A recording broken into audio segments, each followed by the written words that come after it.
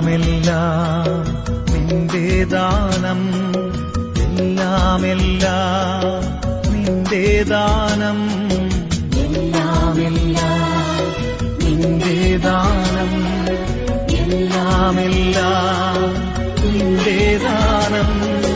നേടിയൊന്നുമില്ല, എല്ലാം നിന്റെ ദാനം.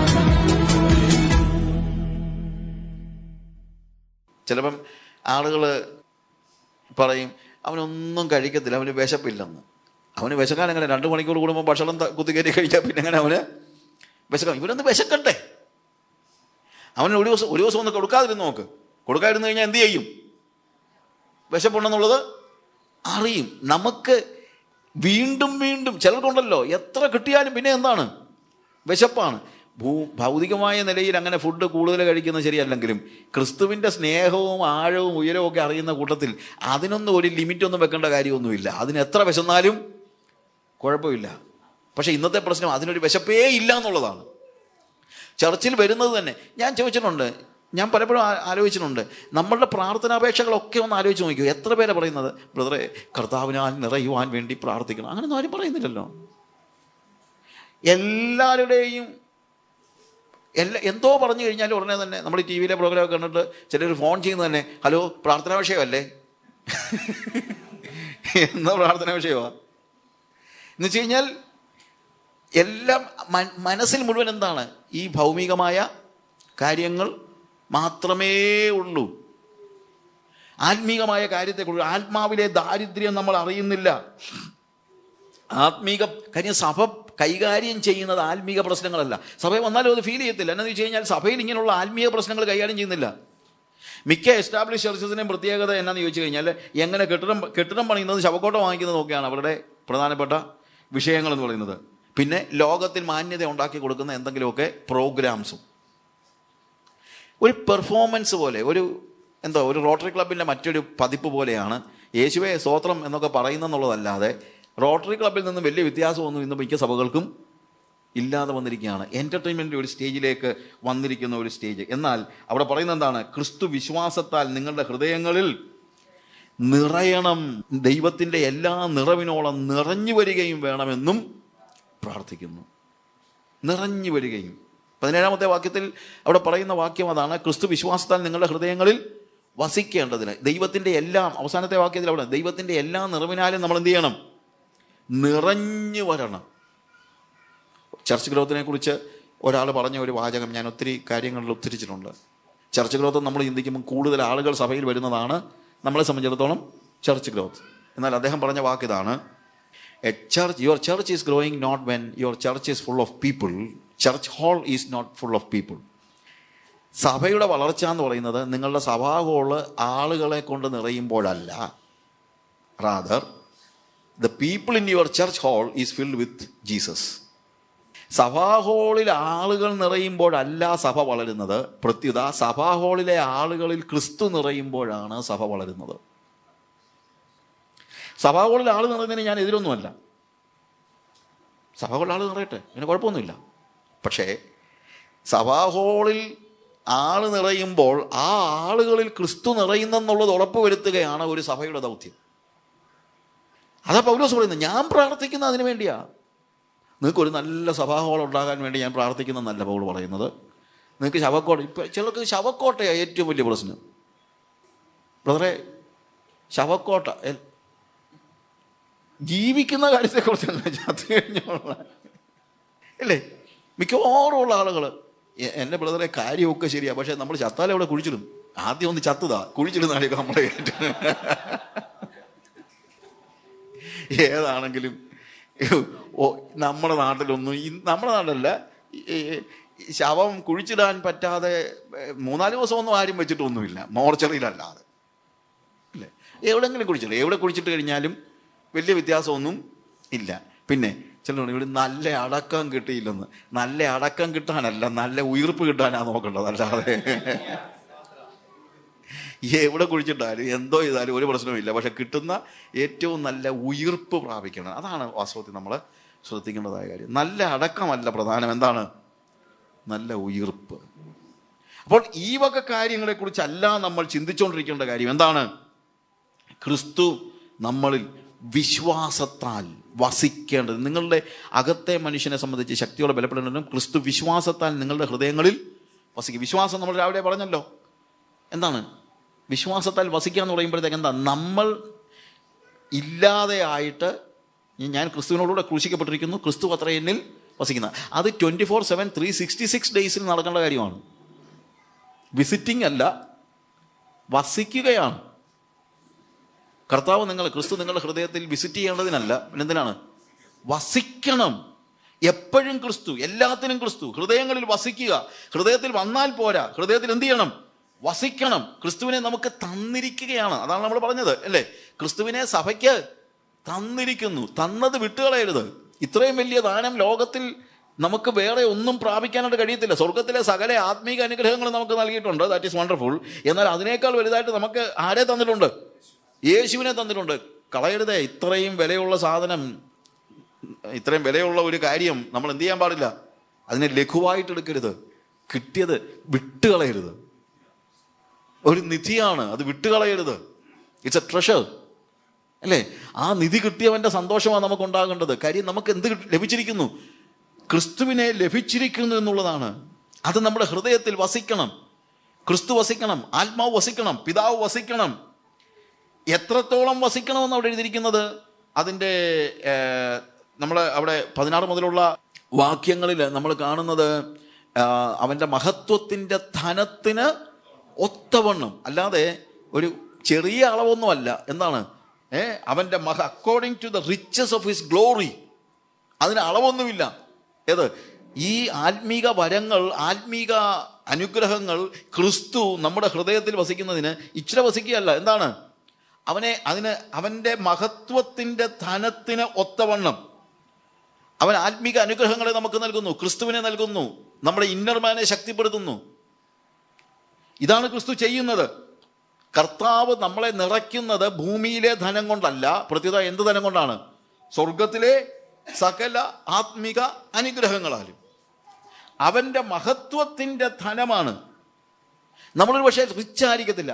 ലോകത്തിൽ പണമുള്ളവൻ ഒരു റിച്ച് ലൈഫാണ് നയിക്കുന്നത് അല്ലേ? നമ്മൾ പറയും is living A rich life. പക്ഷെ നമ്മൾ ഒരു റിച്ച് ലൈഫല്ല, നമ്മളൊരു ഗ്ലോറിയസ് ലൈഫാണ്. അവരുടേത് സമ്പന്നമായ ഒരു ജീവിതമാണെങ്കിൽ നമ്മുടേത് മഹത്വപൂർണമായ ഒരു ജീവിതമാണ്. കാര്യം എന്തുകൊണ്ടാണ്? അവൻ്റെ മഹത്വത്തിൻ്റെ ധനത്തിന് ഒത്തവണ്ണം അവൻ നമുക്ക് പകർന്നു തരുന്നത് ഗ്ലോറിയാണ്. It is not riches of this world. ഇവിടുത്തെ വെള്ളിയോ പൊന്നോ സ്വർണ്ണമോ ഒന്നും അല്ല ദൈവം നമുക്ക് പകർന്നു തരുന്നത്. എന്താണ്? അവൻ്റെ മഹത്വത്തിൻ്റെ ധനത്തിന് ഒത്തവണ്ണം. പ്രിയമുള്ളവരെ, അങ്ങനെ ആ മഹത്വത്തിൻ്റെ ധനത്തിനൊത്തവണ്ണം ക്രിസ്തു നമ്മിൽ നിറഞ്ഞു വരുമ്പോൾ പിന്നെ ആ ക്രിസ്തുവിൻ്റെ സ്നേഹം, അവിടെ അതാണ് അതിൻ്റെ സ്നേഹം ഇല്ലേ? ആ സ്നേഹം, അതിൻ്റെ ആഴം, ഉയരം, നീളം, വീതി, നമ്മുടെ ലൈഫെല്ലാം അങ്ങ് വേറൊരു എൻറ്റയർലി ഡിഫറെൻ്റ് ആയിട്ട് പിന്നെ നമ്മൾ പറന്ന് നടക്കുകയാണ്. ശരിക്കും പറഞ്ഞാൽ പറന്ന് നടക്കുക. അപ്പം ഞാൻ പലപ്പോഴും ആളുകൾ ഈ ക്രിസ്തീയ ജീവിതത്തെയൊക്കെ ഒരു ഭാരമായിട്ടൊക്കെ ചിന്തിക്കുക. ഇത് മനസ്സിലാകാത്തതുകൊണ്ടല്ലേ ഇല്ലേ? ഇതൊരു ഭാരമല്ല.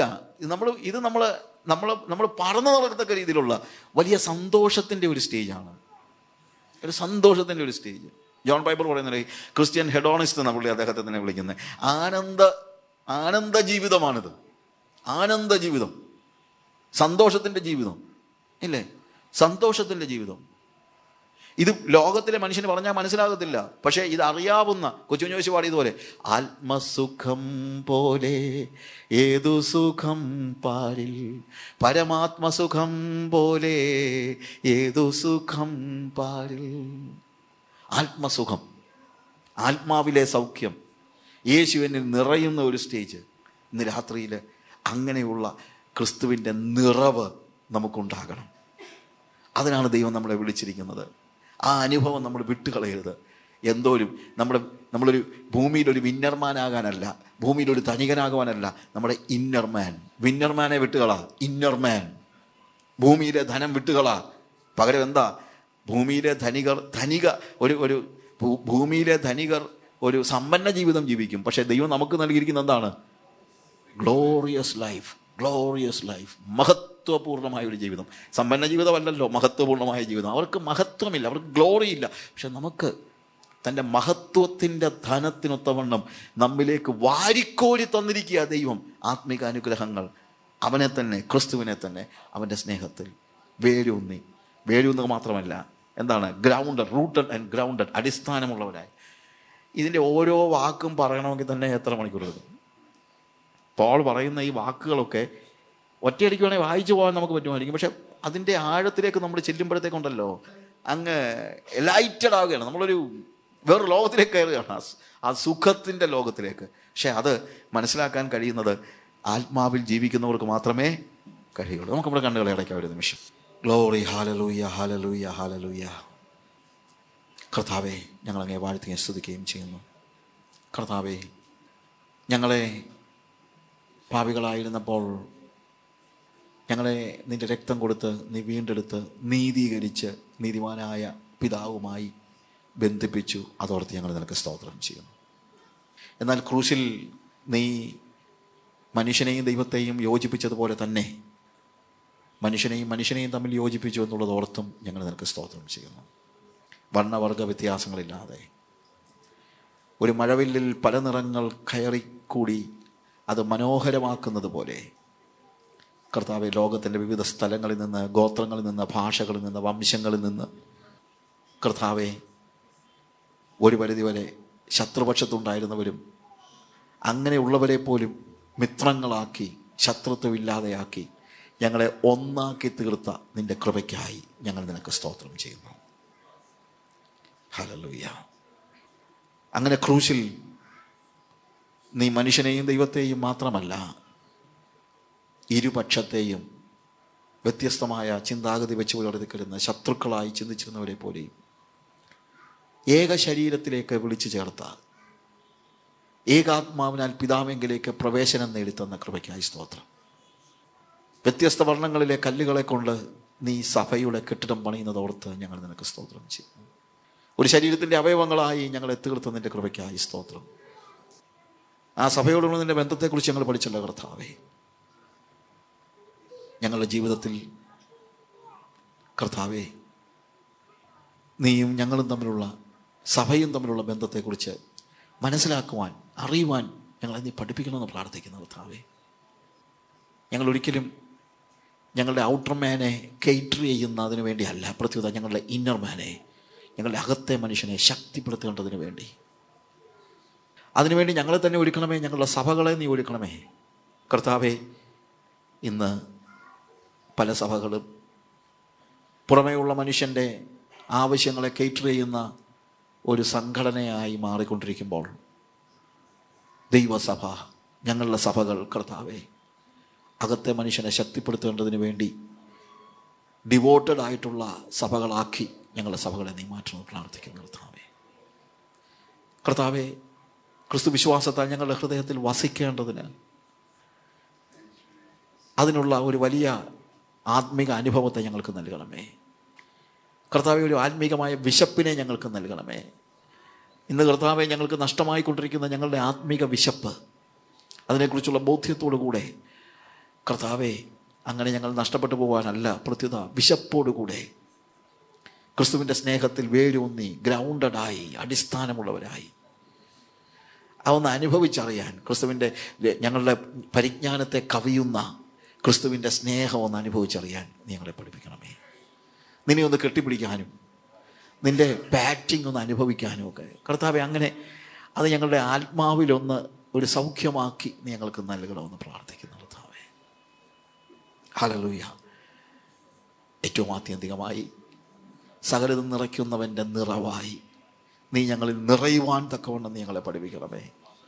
V want to be filled with you, O God.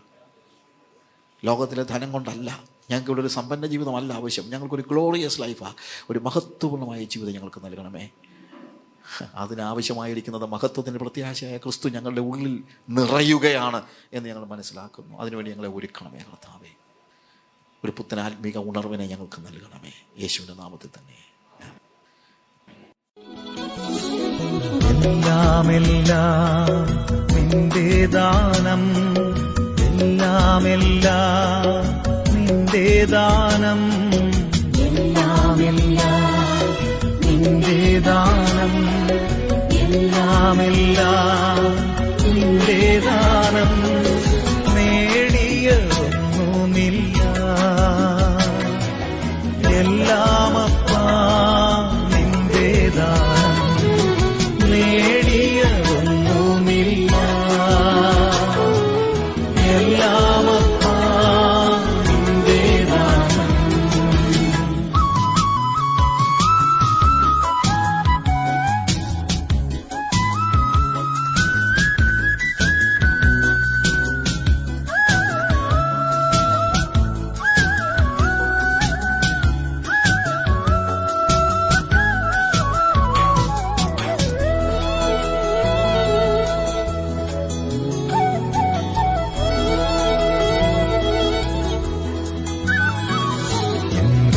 ക്ഷയതോ നിന്റെ ദാനം, പുത്രനെ തന്നല്ലോ നിന്റെ ദാനം.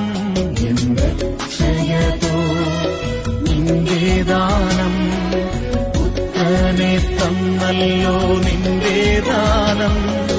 നേടിയൊന്നുമില്ല, എല്ലാമപ്പാ നിന്റെ ദാനം. നേടിയൊന്നുമില്ല, എല്ലാമപ്പാ നിന്റെ ദാനം.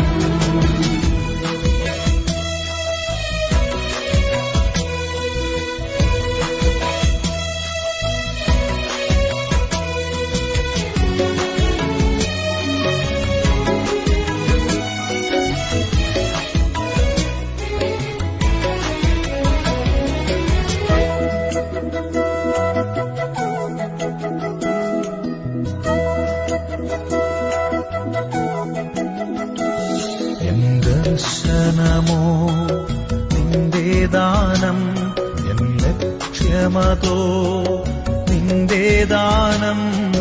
ദർശനമോ നിന്റെ ദാനം, എൻ ലക്ഷ്യമതോ നിന്റെ ദാനം. നേടിയൊന്നുമില്ല, എല്ലാമപ്പാ നിന്റെ ദാനം. നേടിയൊന്നുമില്ല, എല്ലാമപ്പാ നിന്റെ ദാനം.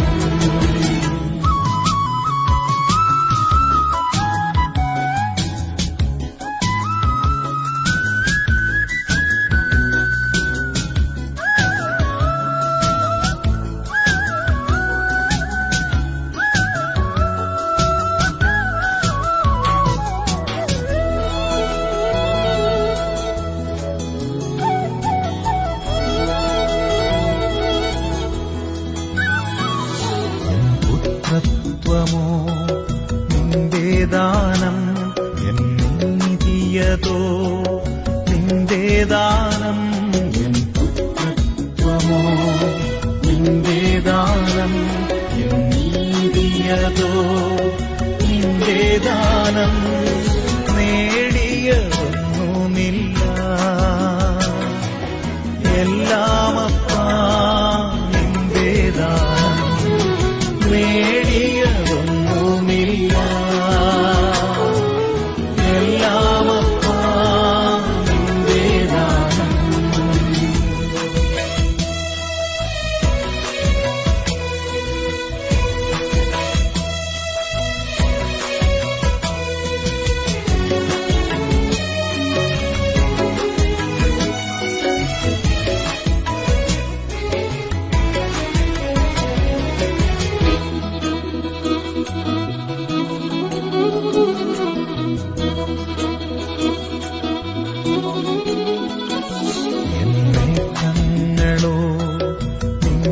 ദാനം, എൻ നഷ്ടങ്ങളോ നിന്റെ ദാനം. എന്നേറ്റങ്ങളോ നിന്റെ ദാനം, എൻ നഷ്ടങ്ങളോ നിന്റെ ദാനം. നേടിയൊന്നുമില്ല, എല്ലാമപ്പാ നിന്റെ ദാനം.